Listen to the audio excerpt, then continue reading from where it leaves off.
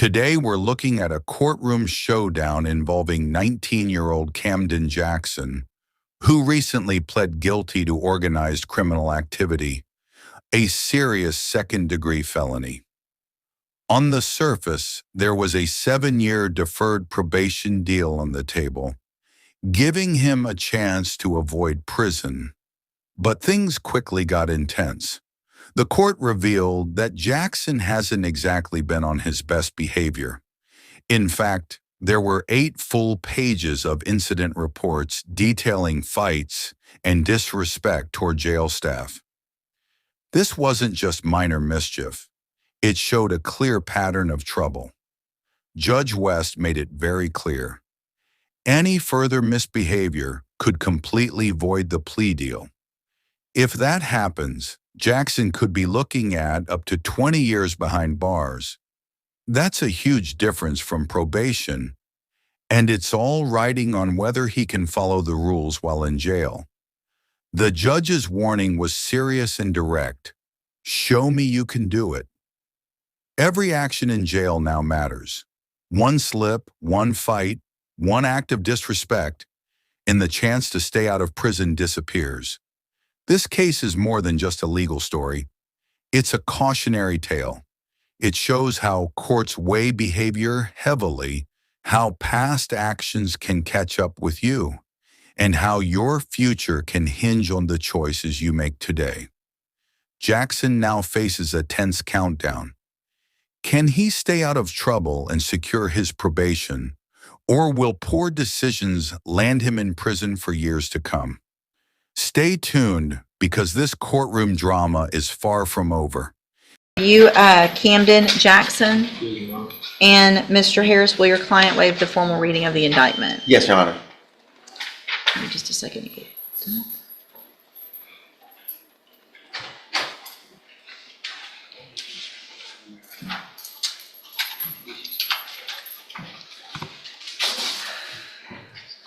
Mr. Jackson, in cause number 20, all right, y'all marked third degree on the paperwork, but the indictment says second. I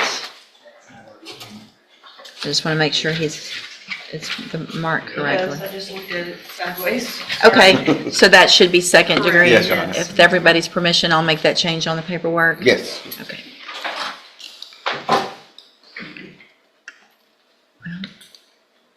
And apologies for my handwriting because it's horrible. on the It's, tablet. well, it's hard on the tablet.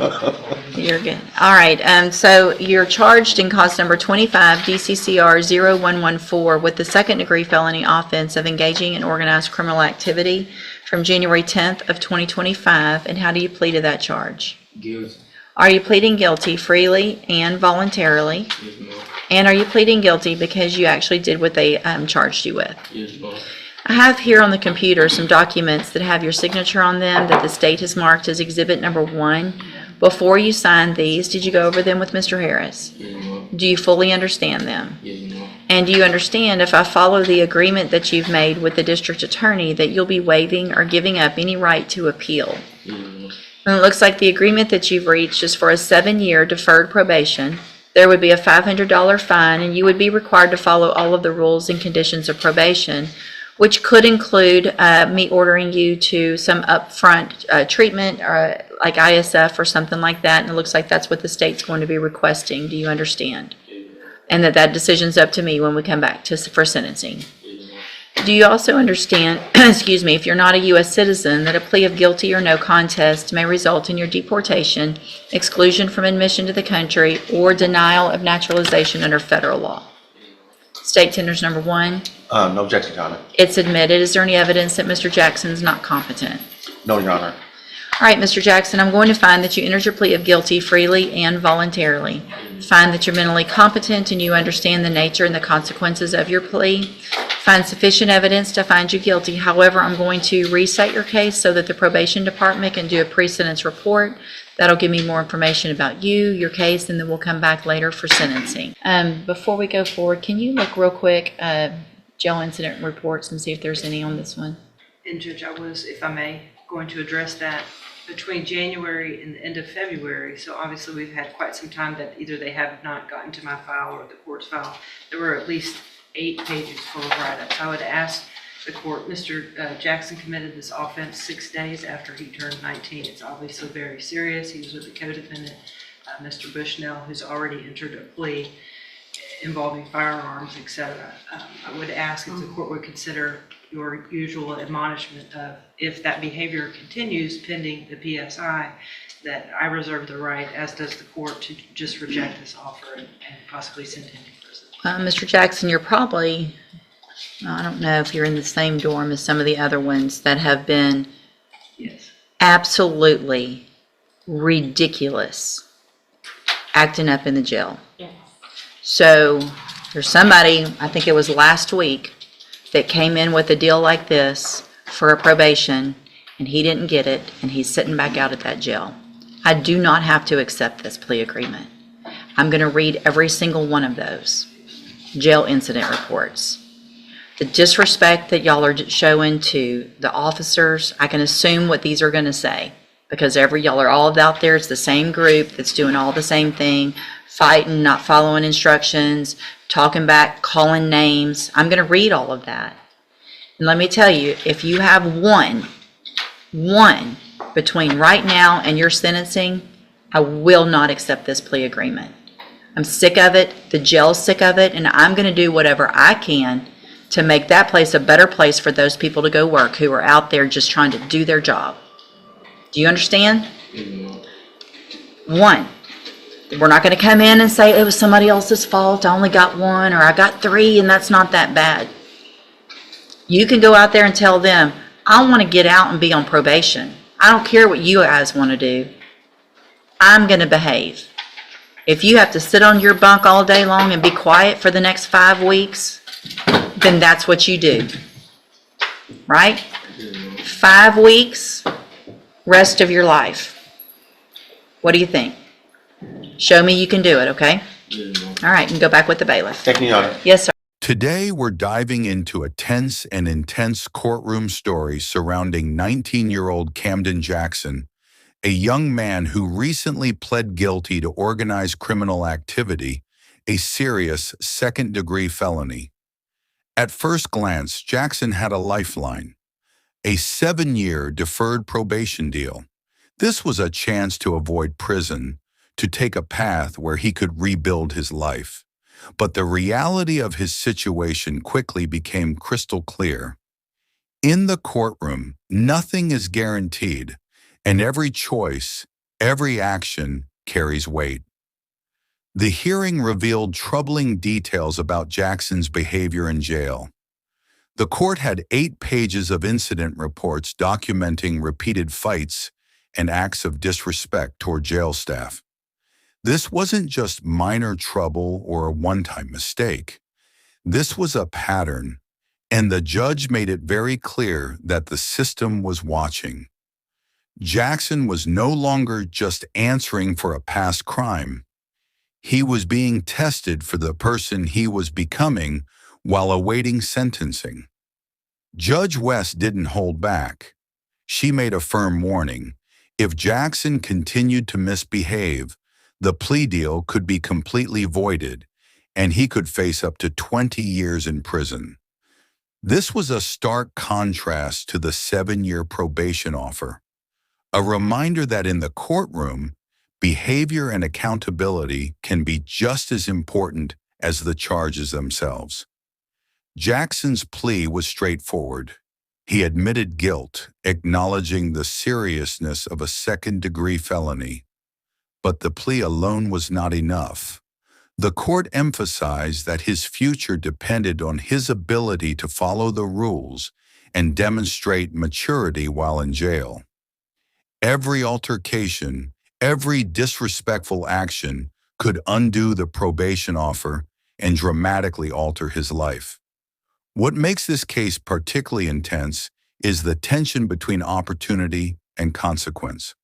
On one hand, there was a chance for probation, a chance to avoid prison and start anew. On the other, there was a clear line. Cross it, and the legal consequences could be severe, extending decades into his future. This stark choice hung over Jackson throughout the hearing, a weight that could not be ignored. The details of his jail record were sobering. 8 pages of incidents paint a vivid picture of ongoing conflict and disregard for authority. In any courtroom, judges take repeated behavior seriously. One isolated act might be forgiven, but patterns of behavior reveal character. Jackson's record showed a young man who had struggled to follow rules and respect authority, putting his plea deal in jeopardy before it even fully took effect. Judge West's warning was blunt, simple, and chilling. "Show me you can do it." These words carried enormous weight. They weren't just a suggestion, they were a test. The probation deal wasn't a guarantee, it was conditional, hinging entirely on Jackson's behavior. Each day in jail became a test of discipline, restraint, and accountability. One misstep could erase years of opportunity, replacing hope with a decades-long prison sentence. The courtroom drama extended beyond the plea itself. The judge highlighted that probation is a privilege, not a right, and that maintaining it requires consistent, responsible behavior. This case exemplifies the delicate balance between justice and mercy. The legal system can offer second chances, but it demands proof that the individual is willing to meet the challenge. Jackson's actions in the coming days and weeks would be the deciding factor in whether he would keep that chance or see it vanish. What's especially gripping about this story is how it captures the human side of legal consequences. Jackson isn't just a set of charges or incident reports. He's a young man standing at a crossroads. The courtroom moments reveal tension, fear, and the gravity of his situation. For viewers, this is a reminder of how fragile opportunity can be and how choices in critical moments can define an entire future. As the hearing continued, the tension escalated. Jackson had to face not only the reality of his past, but also the consequences of his ongoing behavior. 8 pages of incidents meant that the court had a detailed record of conflict, fights, disrespect toward guards, and repeated violations of jail rules. In any other context, these might seem like distant events, but in the courtroom, they carried life-altering consequences. Each page represented another opportunity lost to impulsive or reckless behavior. Judge West's emphasis was unyielding. She reminded Jackson that probation is not just about avoiding prison. It's about demonstrating the ability to follow rules, respect authority, and make better choices. The message was clear. Probation is a test of character, and failure could mean a sentence stretching into decades. For Jackson, the stakes couldn't have been higher. The courtroom also underscored the role of accountability. Jackson's plea was not enough to erase past actions. The court weighed his behavior in jail as heavily as the crime itself. This demonstrates a key principle of the legal system. Opportunity comes with responsibility, and repeated misconduct can close doors that might otherwise remain open. Jackson's fate was no longer solely in the hands of his legal counsel. It was now tied directly to his own choices. Throughout the hearing, the tension was palpable. Jackson's future balanced precariously between probation and prison. The courtroom became a place where past mistakes, present behavior, and potential redemption intersected. Every comment, every warning, and every record was a reminder of how easily one's future can change based on the decisions made in critical moments. The warning from Judge West was not abstract, it was direct and consequential. One more incident, one act of disrespect, and the probation deal would be gone. Jackson's actions in the coming weeks would determine whether he kept his chance at freedom or faced the devastating alternative, decades in prison. The suspense of the courtroom is not just about legal drama. It's about watching a young life teeter on the edge of opportunity and disaster. For viewers, Jackson's story serves as a cautionary tale. It's a vivid reminder that second chances are conditional.